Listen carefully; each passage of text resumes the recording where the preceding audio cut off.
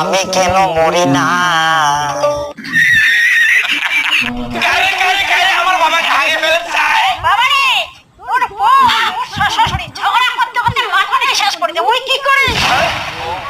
আমি জানি তো আমার এই বউটার জন্য আর অশান্তি।